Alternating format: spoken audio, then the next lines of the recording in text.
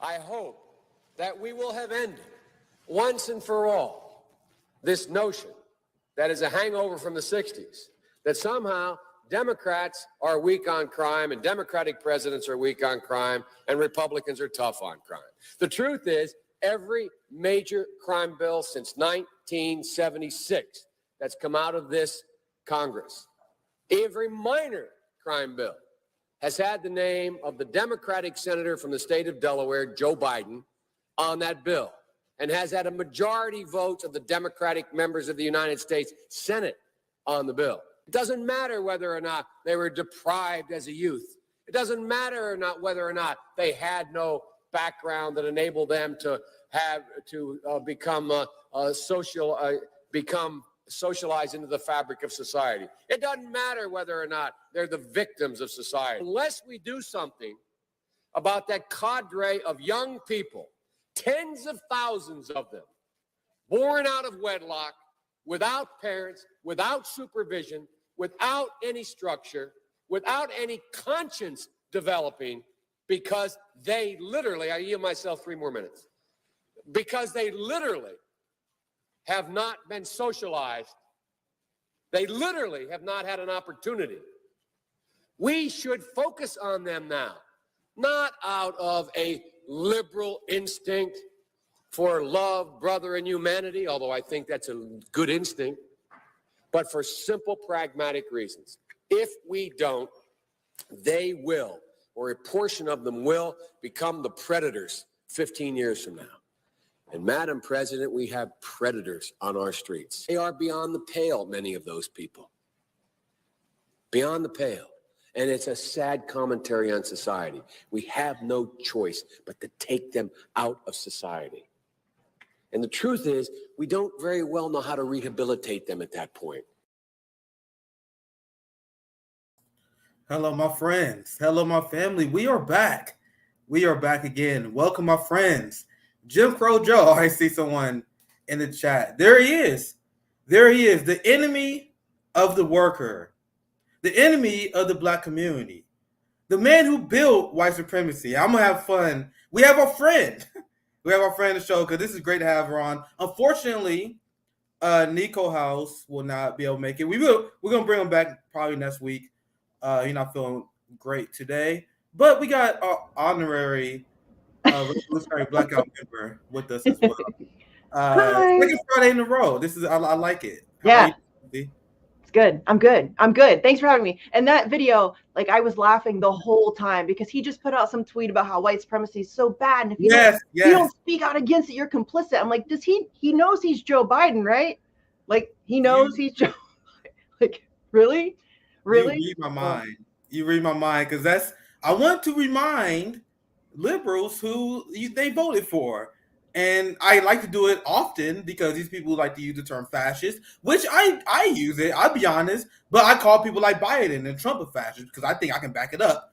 But ordinary people, I tend to give the people more benefit of the doubt. But Biden himself built the system that liberals claim they understand critical race theory, which I think is a class analysis because take a look at the institutions, the structure, the history of empire, instead of blaming the individual like the liberals would do.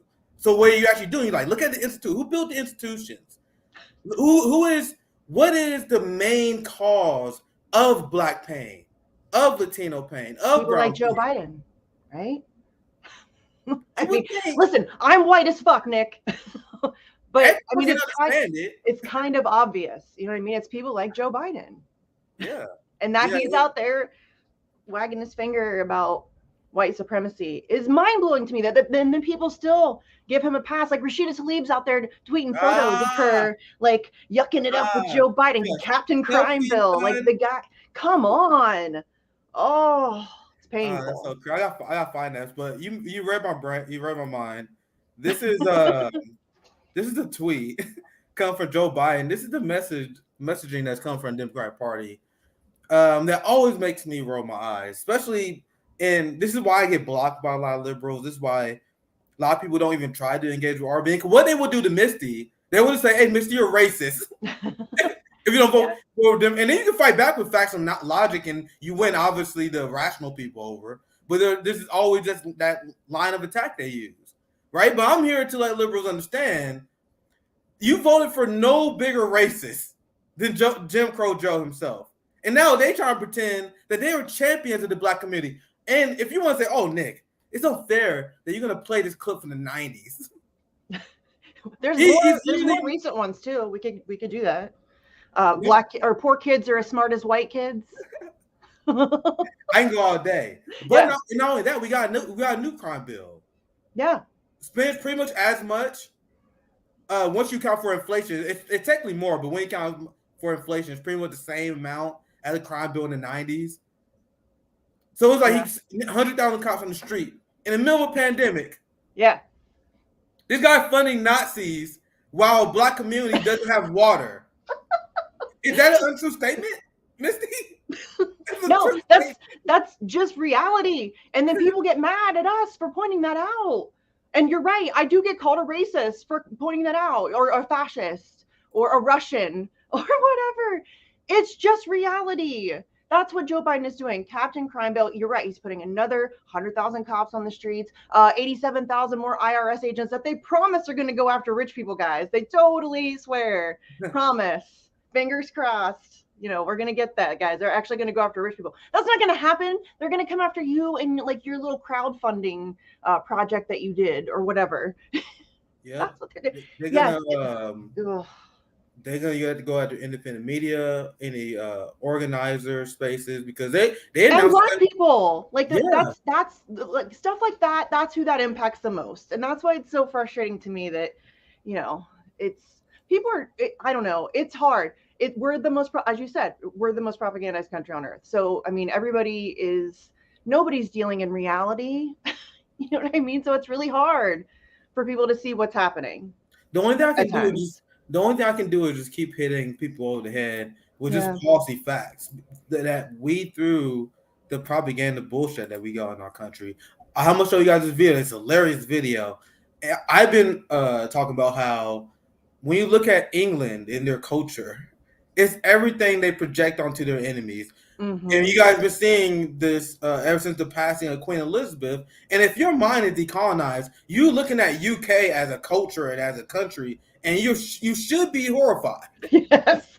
Yes. Like, I don't know. I'll watch a news segment over this. I'm like, how do people not see that we live in this clown propagandized? Holy shit.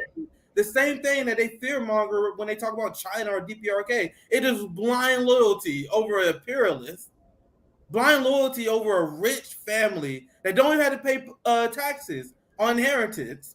They got so many all this societal benefits that if it wasn't normalized, we would look at these people as crazy as they really are. So we're gonna go over that later. Go through some more hypocrisy, but let's go through this Biden tweet and let's see look at how he is rebranding himself now. And Mr. You can chime in as well. He says white supremacy and all forms of hate-fueled violence have no place in America. Failure to call it out is complicity. Yeah, this is why we are doing this segment, Joe. Mm-hmm. Silence is complicity. Yes, I say the same thing to people who vote Democrat. Mm-hmm. Including if you vote for Eric Adams, because he's their accomplice. Oh, yeah. And we cannot remain silent.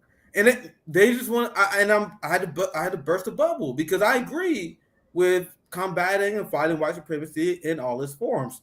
Hence, that means Joe Biden. Yes, that means Joe Biden. That means Joe Biden. That means Joe Biden. Jesus fucking Christ! Really? I have how many? That's up for debate. Like that's up for debate? No, it's not up for debate.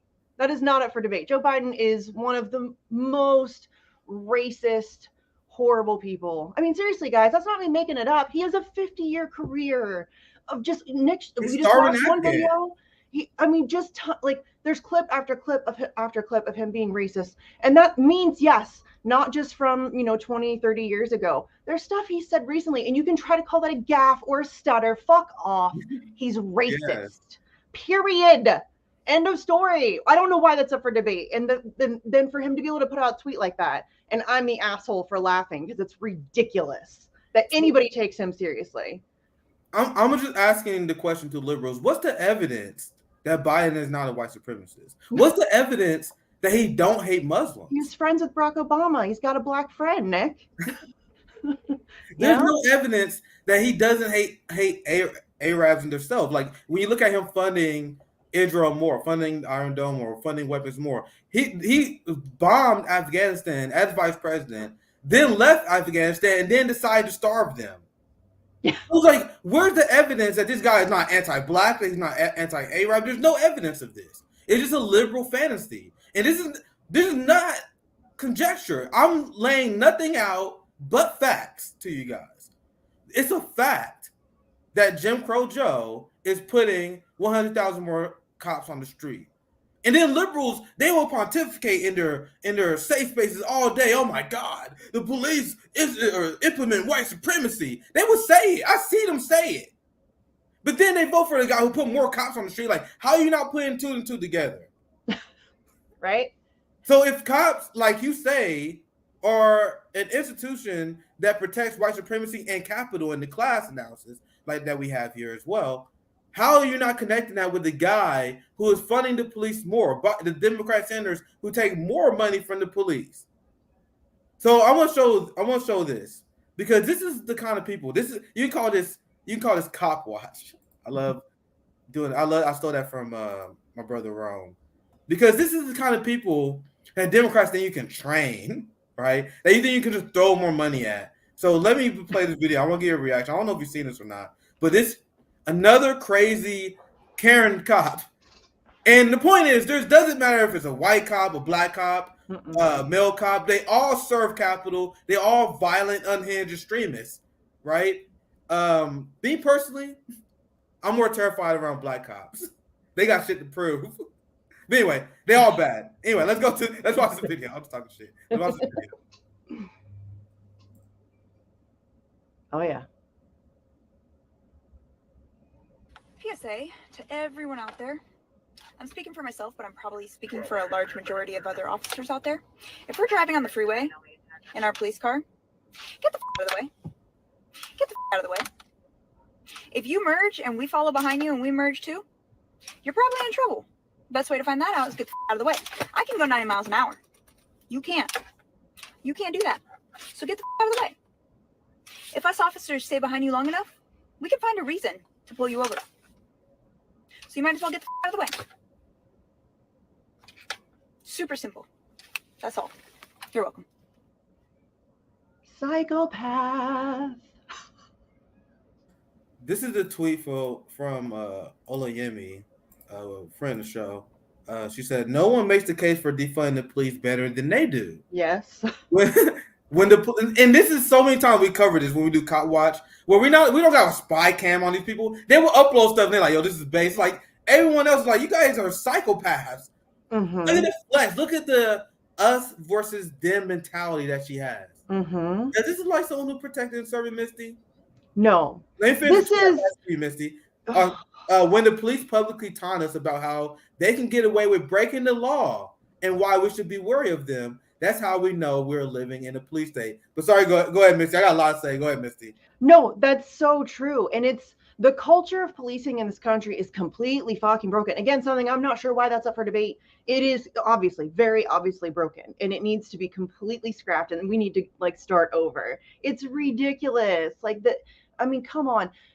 The idea that there's that, and that I think that kind of mentality really started, it's always been that way, but I think after 9/11, it was that was the ramp up, because it then became more about rather cops it was now the cops' first duty is to get home safe to their family, and that's just not the case.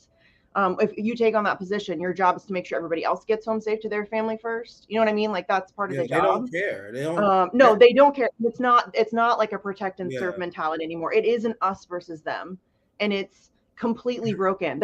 We can't reform that. It is a mentality now that's been created. It's like a culture. You can't fix that.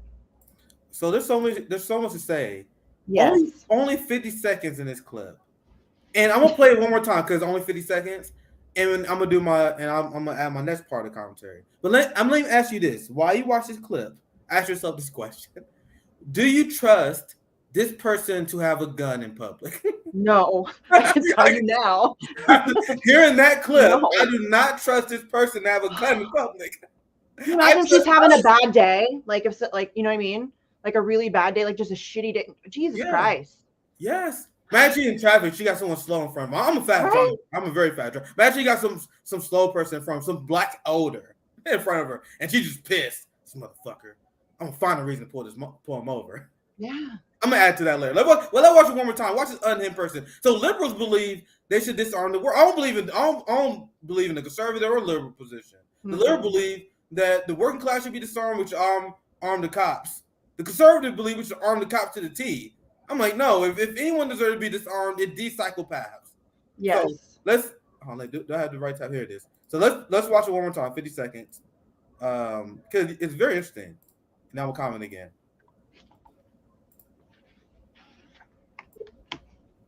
PSA to everyone out there.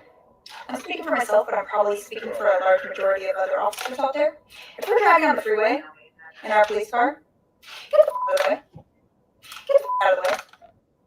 If you merge and we follow behind you and we merge too, you're probably in trouble. Best way to find that out is get the out of the way. I can go 90 miles an hour. You can't. You can't do that. So get the out of the way. If us officers stay behind you long enough, we can find a reason to pull you over. So you might as well get the out of the way. Super simple. That's all. You're welcome. You're welcome. PSA. Imagine everyone out there.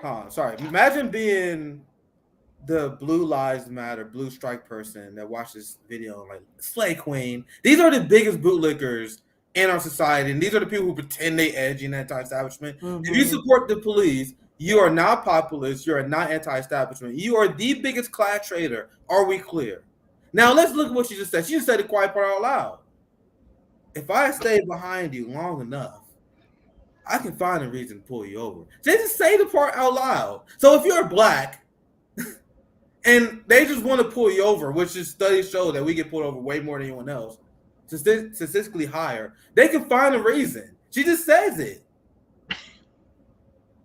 But no shame. Just says it. All we had to do is give her more training, though. No, Nick, more training and weapons of war. We got to give them tanks and shit. And I mean, seriously, what did people expect when we started giving our law enforcement, like our local community police departments, weapons of war? What kind of environment do you think that creates? What kind of relationship do you think that's going to breed in between the public and the police department when you're getting weapons of war shipped into your local police department? I went to an Ohio State game. They had like an armored vehicle. And listen, Ohio State fans get a little rowdy, right? But why does some campus police need that? Why do you need that? Of course, that's going to create an environment where we feel as if we're at war. We are. I mean, I hate to be the bearer of bad news, but we kind of are. And Nick's right. They work for capital. They don't work for the people. I don't know anything could make that more clear than, just every day looking at what happens with the cops and who they serve. They are at war with us literally at gunpoint. Look at the uniforms of the cops. That's a fascist uniform, guys. Do you guys look at the uniforms of the police? I don't see any difference between that and the normal fact. They in our streets, they threaten us at gunpoint, and they steal our resources at a higher rate via civil asset forfeiture, regressive fines and fees, more than criminals that they supposed to protect us. Yeah. Right? So not only are they waging this war, literally they use tear gas against us. You have the rubber bullets. You have the Christian fascist wing of the capitalist institutions. They are just open about it, where they just ban protests, like Ron DeSantis to them. And then if they don't ban protests, they just put curfews, which is what's the legal standpoint for that? It's just a way for them to crush dissent. So they put these crushing curfews on them. Then they use that as an excuse to crack down violently on dissent of the government, which that's just the textbook definition of fascism: forcible oppression of dissent. And that is what our country do. That is what Joe Biden preparing for, especially as social unrest Mm-hmm. Greece. Cops show up to peaceful protests in riot gear, y'all. They're the ones that instigate violence.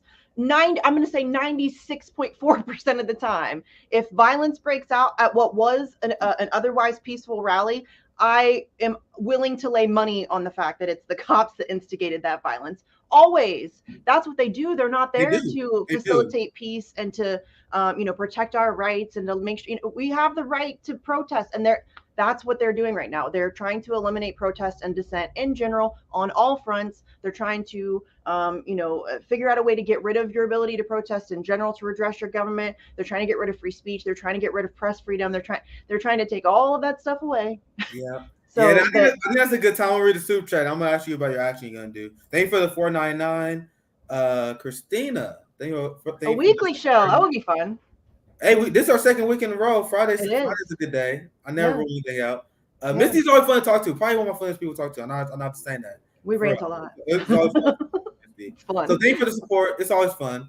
Yeah. Just to get together, always shoot the shit because Misty always very well read on issues as well. I want to go to this part of the story as well. What are you talking about, Nick? I only ever talk about Assange. That's it. Ever. I don't talk about anything else.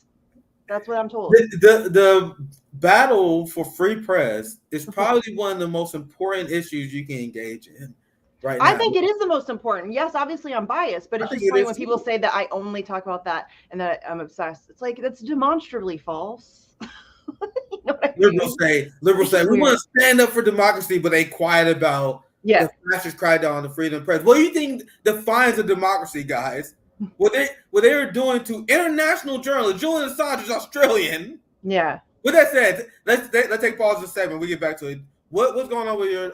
You got an amazing Julian Assange action. Oh, it's gonna be so good, you guys. It's gonna be so good. It's really coming together. I'm super grateful. A bunch of different groups have come together, which is super cool. Stand up for. I'm gonna forget people, and I'm really sorry, you guys. I hate it, but I'm really terrible at lists. Every time I do, I forget people. But there's the two New York groups. Assange New York groups are both helping out. Paula from Boston is helping out. Assange Defense has been helping out, which is super cool. It's like we have a whole group of people that have come together and are like really trying to make this because in the UK and London they have they're going to surround Parliament. They have like I think close to 3,500 people signed up so far. They're going to try to surround Parliament in London, so that's really cool. So we have some amazing speakers. As soon as I leave you, I'm going to do a quick vigil and make not all of them, but a lot of the speaker announcements. I can say that Randy Credico just announced today that Stephen Donziger is going to be there. And then I've already also mentioned Eliza Blue publicly. I'm really excited to have her. So, but then I'll announce all the other speakers later. I told the vigil viewers that I would try to make sure that they were the first to know because, they've been with us for so long. So we have a lot of amazing speakers. So after we leave here, you can come and check the vigil out. It's just gonna be a quick one. I'm just gonna do speakers and give some updates and then bounce. But it's Saturday, October 8th.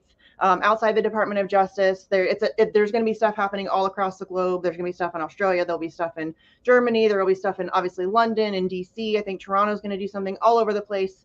And it's just we're just trying to once again he's really close to being extradited. It's and it's kind of felt that way for a long time, but like legitimately, he's like this. We got close. Gangsters in our government. Yeah, we got gangsters. Yes. We got gangsters. So that's an important fight, and only thing we could do is organize and fight. But the gangsters in the U.S. and UK, they're not going to rest until they kill Julian. They're not going to rest. Yeah. I want to get to the next part of the story because I want to explain to you guys a concept I really want you guys to understand. And once you guys understand the concept, you guys will understand why we push back so hard against any worker class movement giving validity to the two-party duopoly by voting Democrat or voting Republican. Whether you're a Justice Democrat or whether you're a MAGA communist, it doesn't matter. If you turn the two-party duopoly, you're hurting the working class movement. Both parties are anti-worker, and I'm going to show you guys a strategy that is extremely low-key and deceptive that the Biden administration has done. So Joe Biden is the enemy of labor. And yesterday when we had Breonna Joy Gray on, I explained to her, he was one of the worst people you could possibly have right now. as president in the middle of the labor militancy.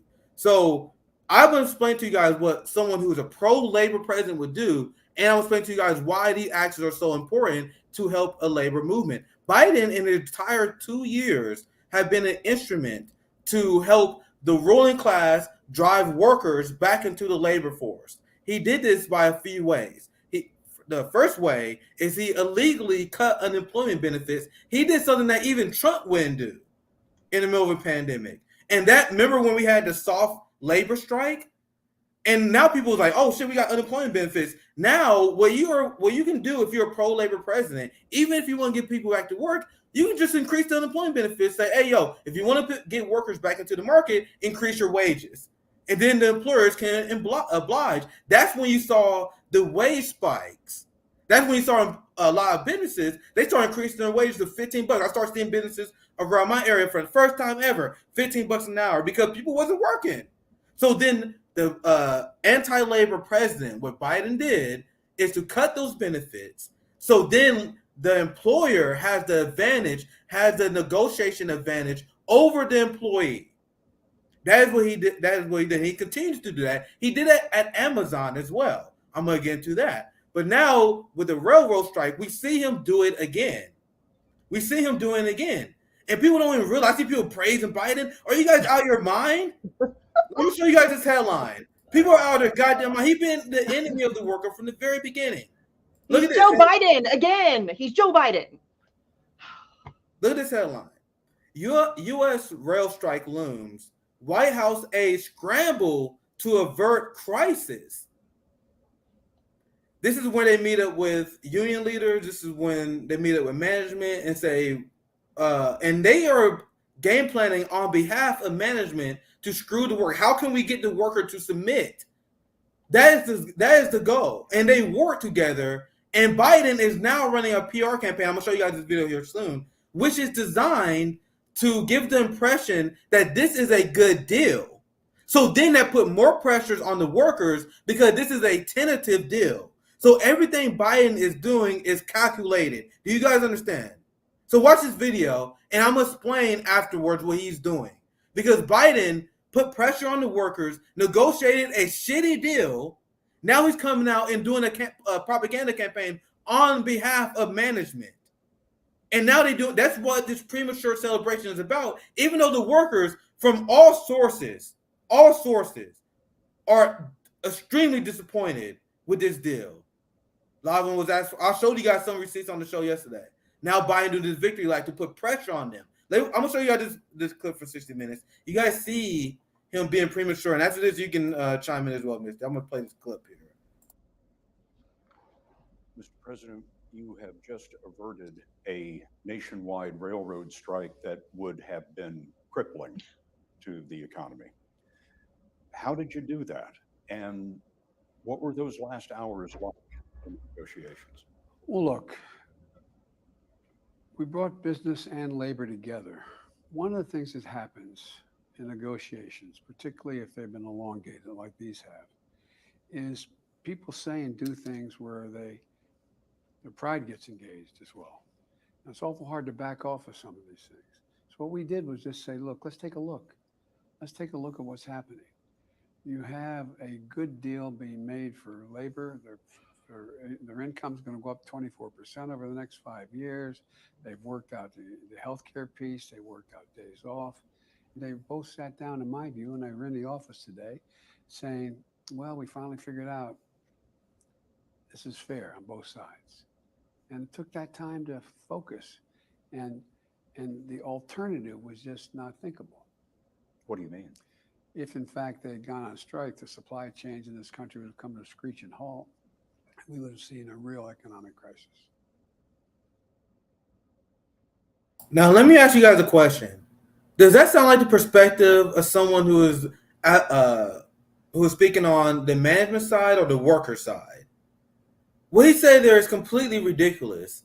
He said, oh, for one, he is misrepresenting the issue. Where he said, oh, well, it seemed like both sides, they both was being emotional. No, it was not. It was management screwing the workers because they wouldn't let them take a day off for healthcare reasons. So So if you had a healthcare crisis, you would get disciplined. You would get dock points for taking care of medical care. And Biden, he talked about the issue as if both sides were just being immature. That's just one small thing I noticed. Second, he was like, well, this is the deal that both sides went on. And I think the workers win. They got the issue on the healthcare. What issue on the healthcare? 1 day off without being paid? And then he's so full of shit. God. Yes, one last thing, Misty, I'll get you in. He repeats the same thing, the propaganda that comes from management. Saying, oh my God, well, the railroad workers, they getting 24% pay increase over 5 years. Why is Biden repeating that? That is propaganda coming from management to paint workers as greedy. For one, that is not the ask of the workers. It is not about pay. It was about quality of life, time off. Also, that pay increase does not match inflation and not adjusted for inflation like their industry has not been for the last few years. So Biden is just uncritically repeating management talking points. Sorry, Misty, you have anything you want to add? Now you guys see how he is blatantly taking the side of management, putting the pressure on the workers. So then if workers vote down this deal, which I think is going to happen because I see a lot of discontent on this, you're going to have people now point the finger at the workers because the people may not be paying attention to be like, oh, I thought Biden said it was a good deal. What the work? Oh my God, the workers about to shut down the economy. That is the situation that Biden is trying to set up. Well, again, because he's Joe Biden. Why do I have to keep saying it? Everybody's like, oh, you're praising Joe. Really? You think Joe Biden's pro-worker? Again, 50 years. 50 years, this guy has been showing you who he is. And now suddenly you think he's on your team? It's mind-blowingly stupid to me. And then everything you just said is absolutely true. It's absolutely true. It's bullshit. Workers get screwed in this. It doesn't matter what happens. You're gonna get screwed. The idea that you have to strike for basic human decency, it's fucked up. And it's crazy that people, again, I've said this before, I'll keep saying it. It makes me really, really sad that in this country, people have been beaten down so hard that they just accept this.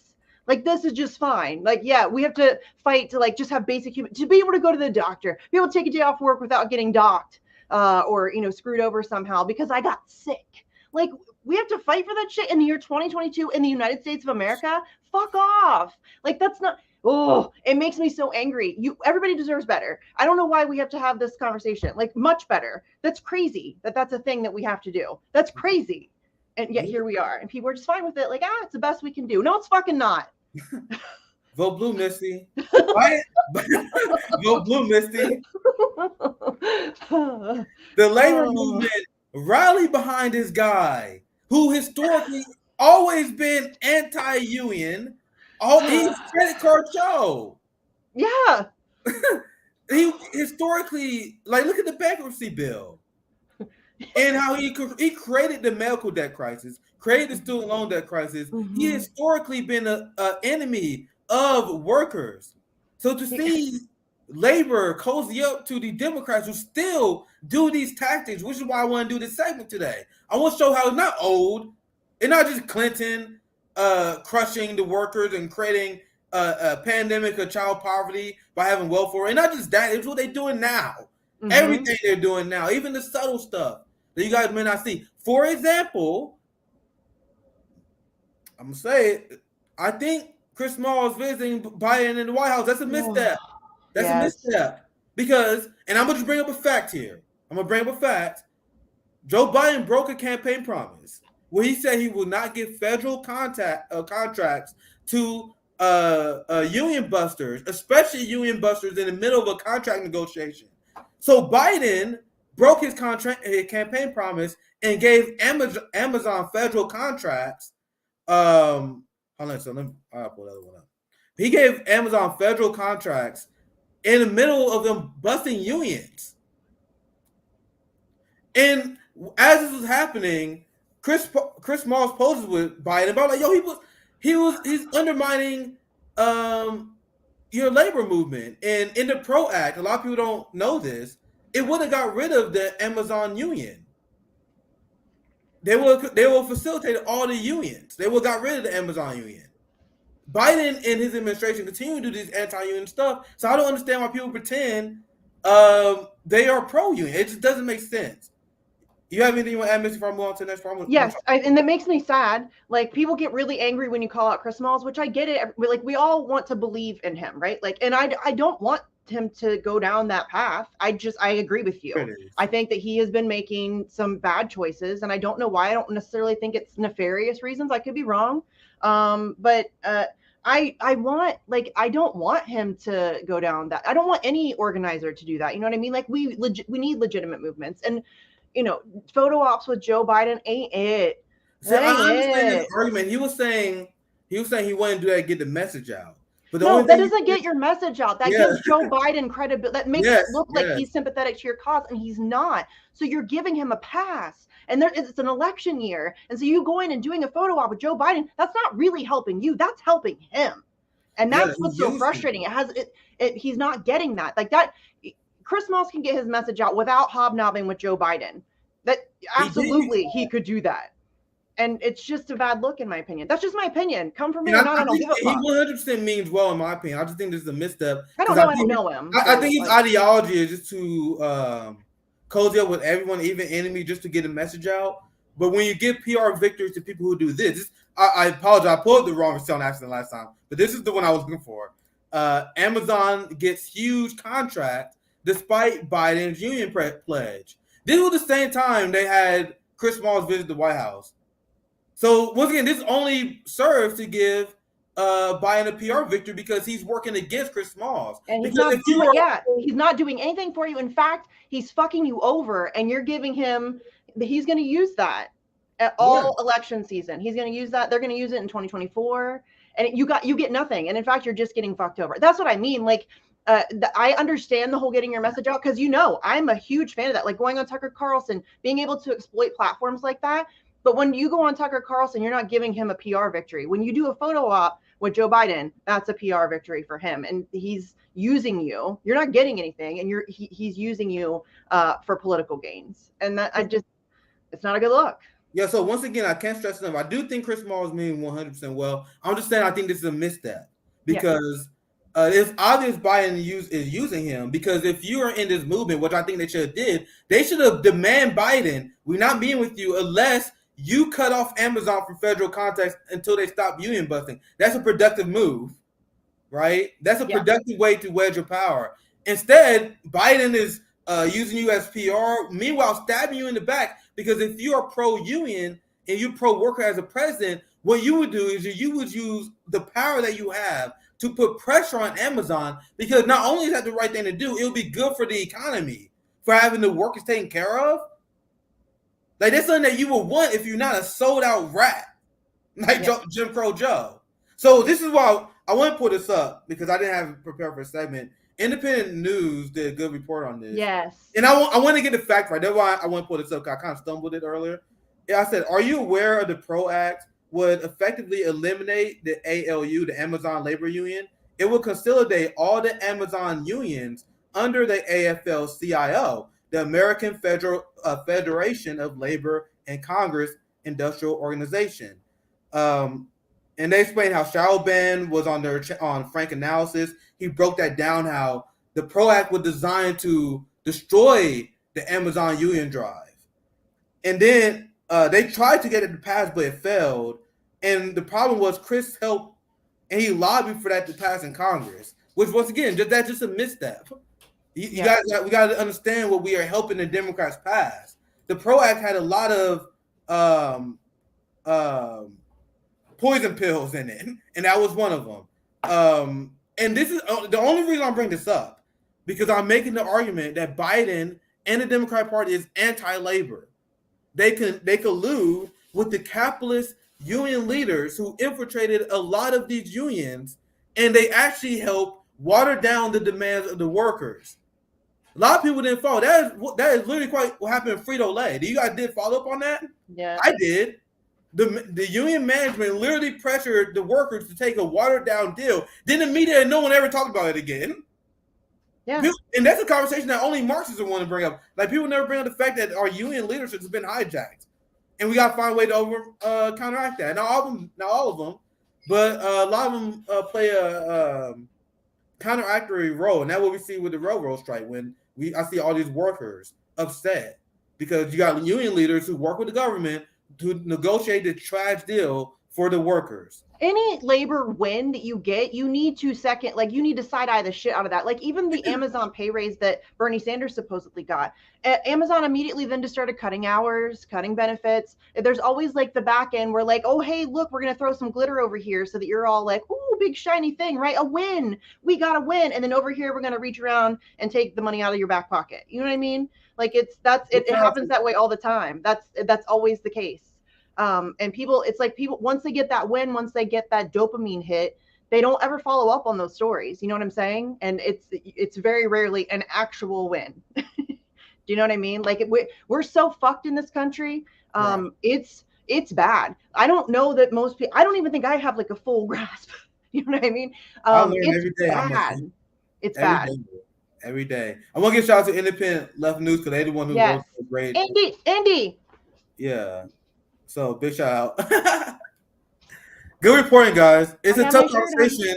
I already see a lot of people trying to cancel them because people make heroes all the time. Like, how dare you? Yeah. I always like Chris. I had a conversation with Chris before. I like the dude. I think he means well. We need to be able to have the conversation. I don't know him. You moved left here. You should did this. You should did that. Like, we're not saying he did bad. Like, I'm not attacking him. People get so mad. Why are you attacking him? He's done more work. He's done a great job.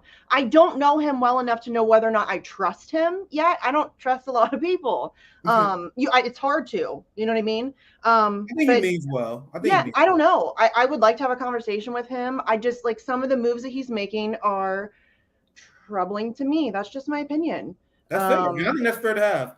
I'm gonna show one receipt. I'm gonna get to the next story because I only want to do like an hour 15 this episode. Cool. But we see. I always say that. This is what the story I was reading earlier. This is not the first anti-labor move Biden has done. I cannot emphasize this enough. This entire administration, I covered this one that's happened as well, has been anti-labor. This is Biden illegally cutting unemployment benefits, something that Donald Trump didn't even do in the middle of the pandemic. And even now, with the establishment doing the same thing Trump did, where they were like, oh, the pandemic's over. Well, whether you agree with that or not, this was June last year.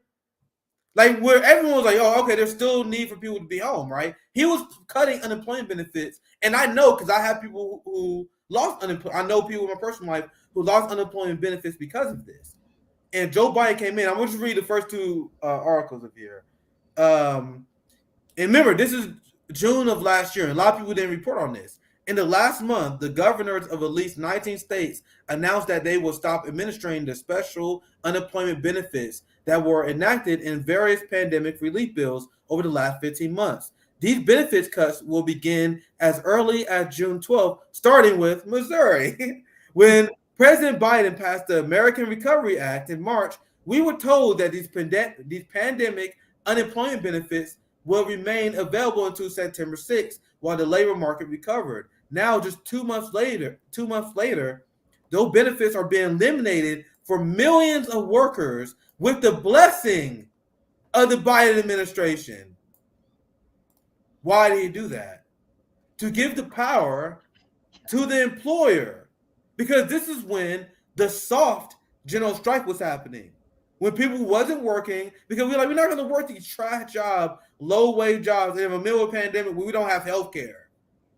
And that was an opportunity for us to get paid more. And Biden stepped in on behalf of the employer to steal the negotiation power of the workers.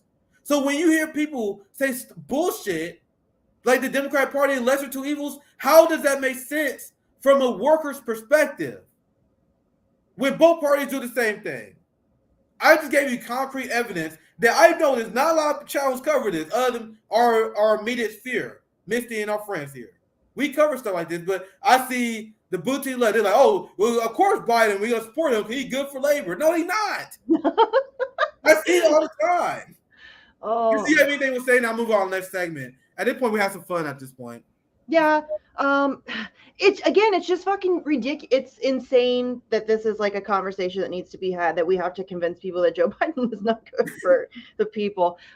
You know, They still say he progress. I still hear, sorry, Missy, but I still I hear know. progressives say that he's the most progressive president Yes, they still in say it. history. What the fuck? Sorry, Missy, go ahead. They just still It's that. See, okay, this is why I am kind of obsessed with propaganda. What the fuck? That's powerful. To be able to convince grown ass adults with like otherwise intelligent human beings. Like a lot of the people who say that, I think, are otherwise intelligent human beings who have a fair grasp about things that are going on around them. And then they say something like Joe Biden's the most progressive president in history. Like, first of all, fucking low bar. You know what I mean? But second of all, Joe Biden, oh, like you said, ramping up the police state. You know, we're going to war with Russia and maybe China. But he's the most progressive president. Okie dokie. You literally about plunges to World War III, but he's the most progressive president. It's fine. That's fine. It's, you know, what's wrong with you, Nick? Why do you love Nazis?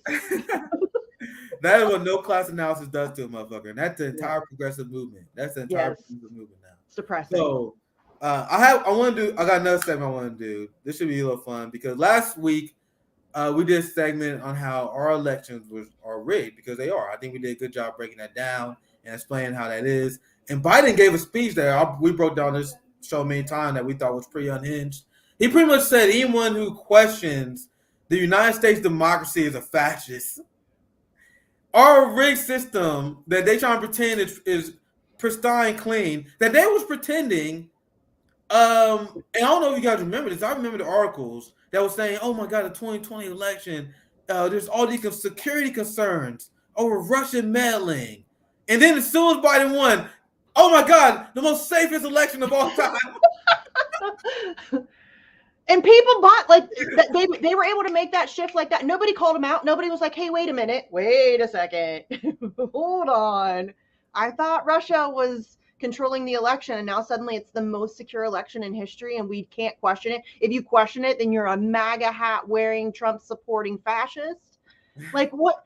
Like, people still, like, the Convo Couch took so much shit for just like doing what they've done for the past 4 years. Take an honest look at the election, talk about y'all, our elections are garbage. That doesn't make me a Trumper. That makes me like a thinking human being who's watched the history of our elections. They consistently rank dead last for election security amongst Western democracies. That's not me making that up. That's just reality. A 12-year-old can hack into one of our voting machines in under 10 minutes. That's not me making that up. That's happened numerous times. Our elections are garbage. But then 2020 came around. All of a sudden, it's like, safest election ever. Don't question. If you question it, then you're a fascist and you love Nazis and you're a Trump supporter. And it's just fucking weird. And you're right. Just like 2 weeks before, it was like our elections are under threat and our democracy is at stake and Russia is evil and we have to. What the fuck? And they can just flip on a dime and people just follow the narrative. They just follow it right along. It's crazy. And because I have a long memory in American public, the political memory of partisans, at least, is maybe 3 months. I give them at best. Yeah. At best 3 months. Because I remember clearly the Democrats denying the election the same way they call MAGA people fascists for doing. And the reason why they get away with this, whenever Democrats lose, they say the election was rigged, just like Hillary Clinton said she lost the election because Russia stole the election. And then when Republicans lose, they say, oh, because there was voter fraud. And the reason why they were able to get away with it because everyone knows our elections are bullshit. The politicians just didn't manipulate that to serve their ends. So I want to talk about Stacey Abrams. Someone who, I mean, once again, we're a Black leftist channel. It's upon us to call these people out, or meant to be called a racist. Because anyone who criticized Stacey Abrams or Eric Adams, you're a racist. Eric Adams said, he's like, man, the only reason the media covered me, I don't know if you saw this, Misty. Eric Adams said, the only reason the media covered me so heavily because I'm a Black mayor. Oh, he's also a psychopath. You're a psychopath. Yes. It has nothing to do with him being Black. I mean, seriously? Yes, and then Stacey Abrams does. Anyone who criticizes Stacey Abrams, I see her do it all the time. Her campaign. Yeah. Oh my God, these racist Republicans, these racist Bernie bro. That's what she was trying to pull. These racist Now look at this. I ain't talking shit on her for no reason, because she is being called out, like many people. Now the Democrats are pretending that we are the defenders of democracy. How dare thou ever question thou democracy? Democracy. Meanwhile, they forget the internet exists. So Stacey Abrams, after she lost her governor race, sounds exactly like Trump. Just sounds, once again, me and Misty, we pro questioning democracy here. But we point out the hypocrisy of these people. So let's watch the clip. Then it's gonna be funny. Let's get your reaction, Misty. Let's play the video. I saw that there was a challenge with our voting system in the state of Georgia. I never denied the election. I do have one very affirmative statement to make. We won. You refused to concede and say that you lost. Do you stand by that decision today?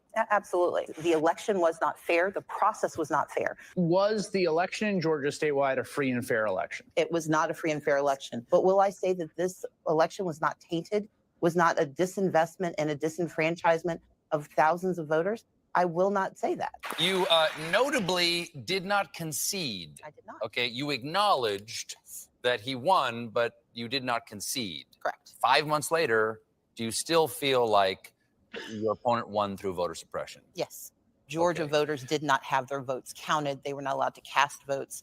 They had their votes discarded. And it was not fair to those who filled out absentee ballots. And depending on the county you sent it to, it either was counted or not counted, assuming you received it in time. Brian Kemp oversaw for 8 years the systematic and systemic dismantling of our democracy, and that means there could not be free and fair elections in Georgia. So you don't feel that you lost fair and square? All right. So Police it! I just want you guys to imagine everything Stacey Abrams said, and you can rewind it if you want, with a Trump accent. Mm-hmm. Same exact thing.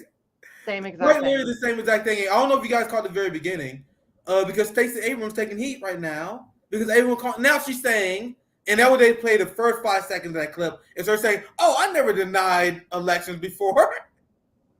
It's amazing. That's amazing that she can do that, and that like there's very few. And then if you call her out, like I'm a racist.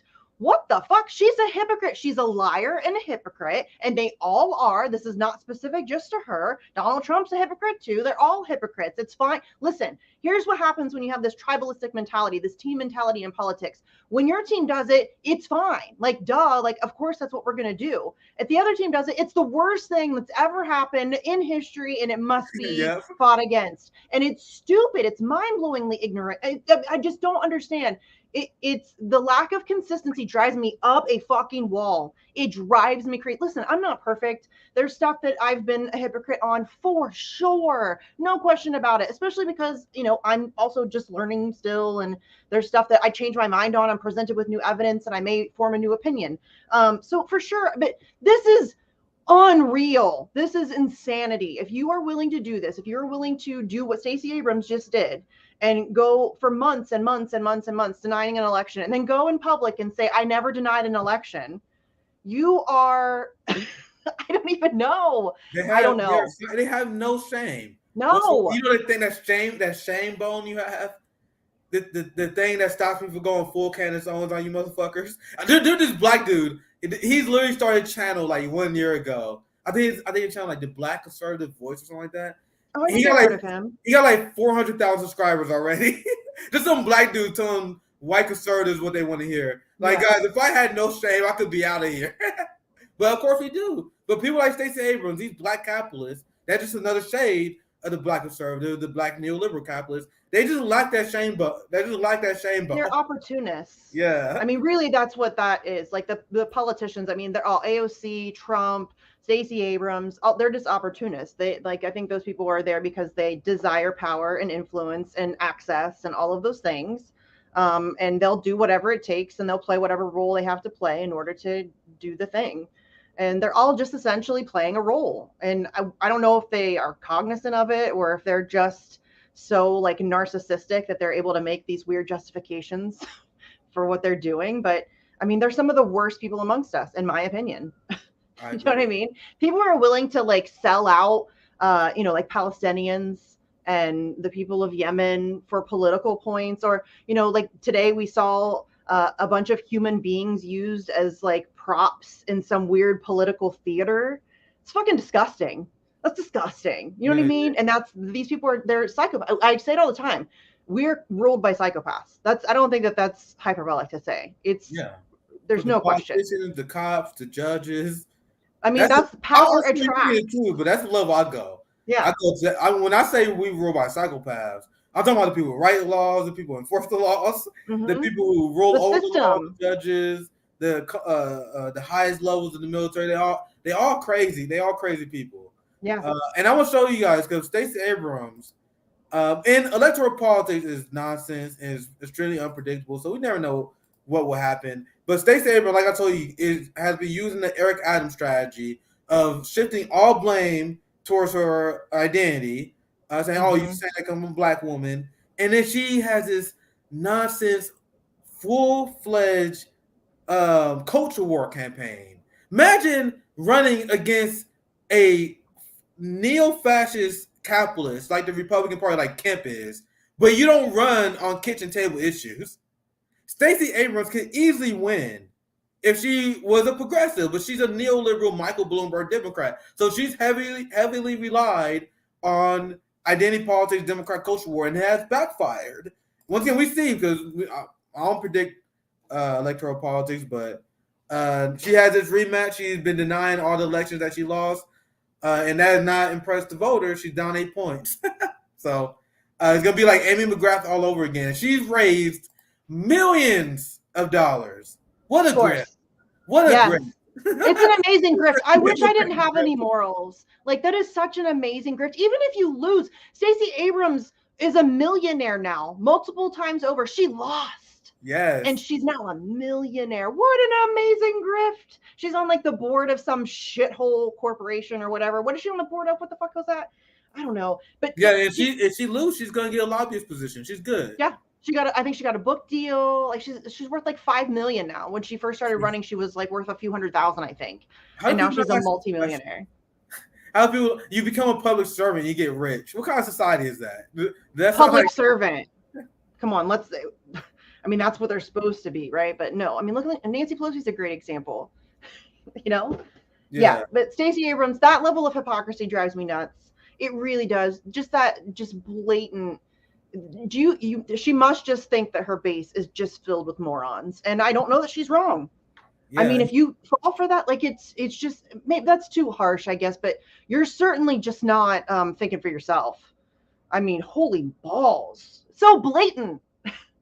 I try not to be judgmental, but we got so much. I'm trying to do better. So much access to information now, man. It's like, I know. What we doing? What we doing? I was a shit lib when I was a young kid, back before we had internet. And then I read of the crimes of the Iraq War. Like, all right, what? I'm had enough. I know. I just don't understand. They've shielded themselves from, and I'm just trying to do better about being patient, about meeting people where they are. Shit libs are so hard, though. Honestly, I'm not gonna lie. Like that's the people I have the hardest time with, because I feel like they should know better, and they don't, and it's hard. Like that's hard. That's really hard. So one more story, and we get out of here. This is gonna be enough on another base video. One of my mutuals posted and the reason why I'm sharing this is because this is something that is a follow-up of my breakdown of royalists, the people who worship the monarchy. Because we did coverage of this on Nick and CJ. I was explaining to you guys how insane of a culture England is. The only reason people don't look at England as a country and they don't think it's an insane culture is because they essentially colonize everyone and they install monarchy culture everywhere. And that's just been a long-standing tradition of England ever since the original kings who conquered other lands and they instilled the culture of the monarchy. And now it's just normalized. And if your mind is decolonized, you look at the worship of Queen Elizabeth, and you look at the period of mourning that they're forcing in Jamaica. They colonized Jamaica, stole them of their self-determination, and then forced them to have a period of mourning. Now Jamaicans had enough, and a lot of them want now there's a large movement. I think they're going to do it when they about to disavow the throne. There was a story I read where there are cancer patients that got their treatments in the UK delayed because this period of mourning for this oligarch, this your master that they want to convince is better than you, right? So I made the argument, and I continue to make the argument, which this is why I make a lot of people uncomfortable, that this Western culture is not as good as you guys think it is. No. I think it's overrated. You guys had these toys, like these phones. They wasn't unhappy before these. And these things go away, I'll be fine. I'll just start training martial art, do yoga. I start running. I'll find more things. I know this is hard for Gen Z people to say, but this society is not as great as you think. There's a reason why depression is through the roof. There's a reason why, despite having all these modern conveniences, people are extremely unhappy. I'll talk about this with Destiny. I talk about this all the time. Chris Hedges writes about this all the time. This culture of despair in the West that is the result of capitalism. And feel free to interrupt me anytime, because I'm kind of just ranting now. No, but the point I always make is like, people pretend that, the history of colonialism, the history of empire, all the crimes of our ancestors was worth it because we created this advanced society. Our society is not that advanced, guys. No. We have the same rulers. We got the same kings. We substituted feudal lords with Elon Musk, with Jeff Bezos. Then people will worship these people the same way people worship old school kings and feudal lords. But you guys think you think you're this advanced society because you got toys. Well, and people keep telling me that capitalism breeds invention, right? No, it doesn't. Yeah. Capitalism only allows you to create things that are profitable. You have any idea how many great ideas could be like fleshed out and we could have developed and inventions made that it's just not profitable to do it, so we just don't do it? That's it's fucking nuts. Like, how many diseases could we cure if it were profitable to actually cure diseases instead of to fight diseases, to treat diseases? I mean, Big Pharma controls us. They would rather have us treat diseases and make lifetime customers out of everybody than to cure anything. And so that's what I'm talking about. Like, there's never, people keep telling me that it's supposed to be better but no, it's not. It's only, we only get what's profitable for some douche canoe in a CEO office. You know what I mean? Like, I don't give a shit about some guy in a $5,000 suit and what he thinks is cool. It's no different with like healthcare. Like, some turd in a suit at a desk who you've never met, who is not a doctor, who's never talked to your doctor, is going to make a decision about whether or not you can get a medical procedure that your doctor has ordered. What kind of, like, what the fuck? We're so fucked up, dude. We could not have fucked it up harder, really.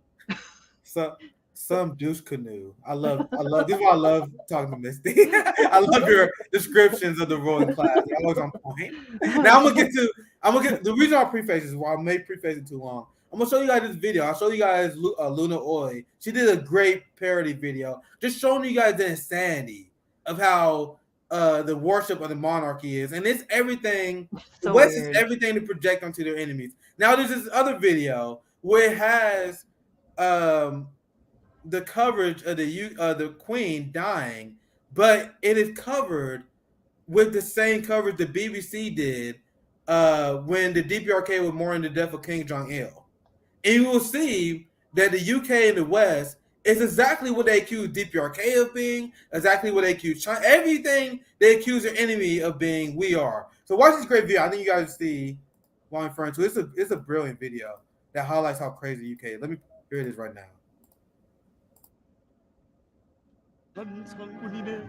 The weeping announcer, the doleful music, the slow movement of the cortege, it was all intensely choreographed.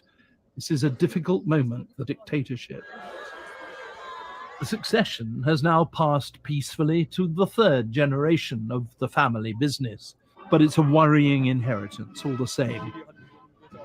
This year hasn't been a good one for dictators. This is the weird, reclusive figure who ran the world's most secretive country and did it as though it was his own private property.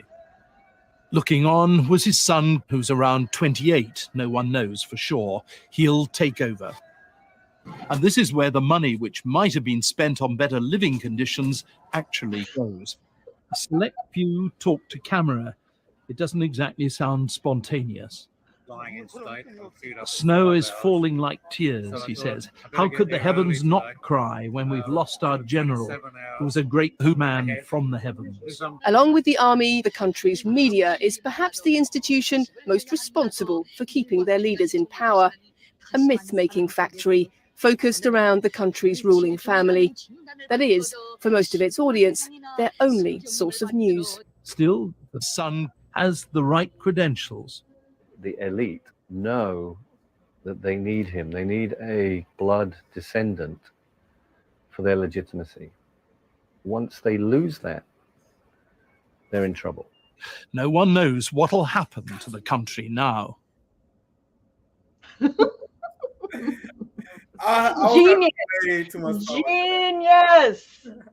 Genius. Who did that? Does anybody know who did that? Who did that? Genius. Shout out to Michael Princey Stash at Carl was right. They posted a video. I don't know. Maybe they made it. I see that on YouTube. But whoever did it, genius. Fucking brilliant. Look at the unhinged commentary they had about the DPRK. In Americans, especially white people, they believe anything that is told about Asian countries because they just assume they're barbaric. The DPRK is not perfect, but I'm telling you, everything the U.S. told you about them, bullshit. Yeah. I can tell you that straight up. And look how they covered their death compared to the reality of what happened to UK and England, right? And when you want to argue that true about DPRK, a lot of people argue it's not true, the worship that they claim that they have over their leaders. But even if you think that is true, look at yourself before you criticize other countries. Look at your society before you project evil on others. And then at that point, you can lead by example. No one is more unhinged and insane as a culture than the UK and US. Yeah. It's been normalized. But in the UK, they're literally like staunchly defending, praising, weeping for a family that hates the black girl more than they hate the pedophile. I mean, Prince Andrew just got a promotion. Yeah.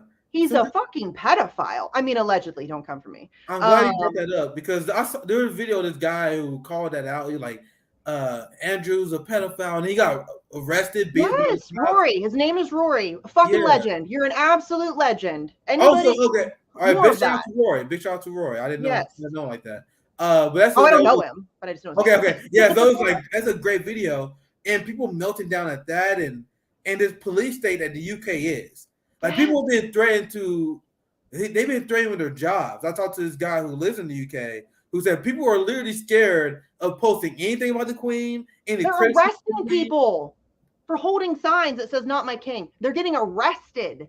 Arrested. Do you not see? Like this is like. Once again, I don't call people fascists, but how is that not fascist? How is it not fascistic behavior? I tend not to call people like ordinary people that. But what other description do you have? These are people with power, though. Yeah, but in power, like, what am I going to do other than call them what they are? Yes, and this is, I mean, I hate to like do the whole, I've been talking about this for years, but this is exactly what the fuck I've been talking about for years. You have. I mean, this is exactly it. I have been trying to tell, like, they want complete control over the narrative. They want zero dissent whatsoever. They want to manufacture your reality and force feed it to you. That's what they want. That's what they're trying to do. It's not just Assange. Yes, I know that that's what I focus on because to me, I think that's the front line. Like, that's where it starts. That's like a whole can of worms, but it's on every front. It's the way that, journalists at protests are now being brutalized and photographed and detained, and journalists, like they're just doing it out openly, like the way that we talked about earlier, the way that they're cracking down on protests and the way that we have peaceful environmental activists, water protectors going to jail and getting arrested and being charged with terrorism. And everybody's just sitting around like, that's okay. It's not fucking okay. Like this shit, it's been snowballing for a long time. It's really been, listen, powerful people don't like their secrets exposed. They want to be able to just have full control, right? Like but it's really ramped up really over like the past 20 years or so. And we're just being like zombie walked into our own demise. And it's so fucking frustrating. I'm sorry, I'm ranting. But come on, man. So we gotta vote blue though. So we gotta stop fashion. We have to save democracy, Nick. Democracy is on the ballot. Savvy just interviewed my boy. Once again, still much respect, but he interviewed Dr. Cornel West, and he was saying stuff like that. Like, Yeah, I know Joe Biden's bad, but come on, there's other fascism on the right. The red fascism is different, and I'm just challenging people. What is the difference? We had Joe Biden cracking down the free press. We have the West and the UK firing people over questioning. What is the difference between this Trump fascism versus the fascism you see in the UK right now? Right. Like that's the only thing I want people to ask. But anyway, we're about Mean over tweets. now. That's the difference. Mean tweets. Yeah, Misty, anything else you want to add before? No, just one more time. I'm going to talk about September 8th because I really would like a lot of people to come. It is a part of a global day of action for Julian Assange, Saturday, October 8th. From 12 to 3 outside the Department of Justice. If you guys want to, as soon as I leave here, I'm going to go start the vigil live stream. It's not going to be long. I'm just going to give some updates on speakers and some other stuff that we have going on. I'm trying to keep everybody as updated as I can. I'm super pumped about, though, the speaker list that we have so far is dope, and it's getting better. So it's going to be an amazing event. So if you're in the area, if you can get to the area, excellent. Help us spread the word because it's really hard to get Assange stuff, any traction whatsoever.